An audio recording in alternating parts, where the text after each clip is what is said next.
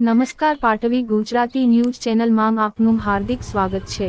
ડભોઈ તાલુકાના ગામે વિસ્તારોમાં લાખો રૂપિયાના ખર્ચે એલઈડી લગાવવામાં આવી હતી। કાળજી ના લેવાના કારણે ધૂળ ખાઈ રહી છે। શું સરકારના પૈસા તો પાણીમાં જ ફેરફાર રહ્યા છે? ગ્રામ્ય વિસ્તારમાં સાંજે અંધારપંચ છવાઈ જાય છે। એલઈડીની જગ્યાએ હવે નાના બલ્બ નાખીને ગ્રામ્ય વિસ્તારમાં સ્ટ્રીટ લાઇટો ચલાવે છે। ગ્રામ્ય પંથકમાં બલ્બ લગાડાતા ઓછા અજવાળાની બૂમ। ડભોઈ તાલુકામાં બંધ થયા બાદ ધૂળ ખાતી એલઈડી સ્ટ્રીટ લાઇટ। ડભોઈ તાલુકાના 70ની વધુ ગામોમાં ને બદલે બલ્બ લગાડાતા આશ્ચર્ય। ડભોઈ તાલુકાના ગ્રામ્ય વિસ્તારોમાં એલઈડી સ્ટ્રીટ લાઇટો બંધ થઈ ગયા બાદ ધૂળ ખાતી રહે છે। ખર્ચ બચાવવા માટે તંત્ર હોય કે પંચાયત નાના બલ્બ નાખી દેતા હોય છે।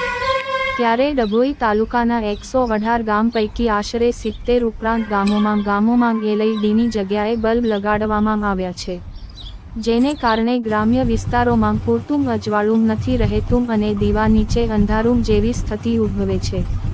ડભોઈ તાલુકામાં સ્ટ્રીટ લાઇટો તો નખાઈ બાદ આ સ્ટ્રીટ લાઇટો ખોટકાઈ જતા હાલ બગડેલી સ્ટ્રીટ લાઇટોની જગ્યાએ નાના બલ્બ લટકી રહ્યા છે।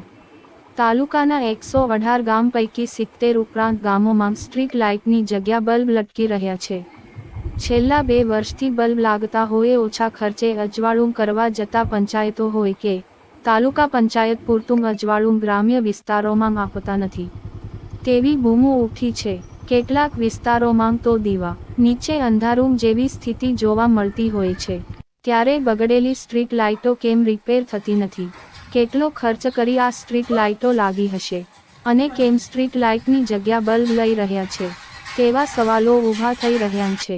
ગ્રામ્ય વિસ્તારોમાં બલ્બનું અજવાળું ઓછું પડતું હોય ત્યારે સ્થાનિક રહીશોને હાલાકી ભોગવવી પડતી હોય છે। ડભોઈના સિકપુર ગામ સહિત સોમપુરા, ભૂમાસિયા જેવા છેવાડાના ગામોમાં તો સ્ટ્રીટ લાઇટ પણ નથી મળી। ડભોઈ રિપોર્ટર બિલાલ ભુરાવાલા।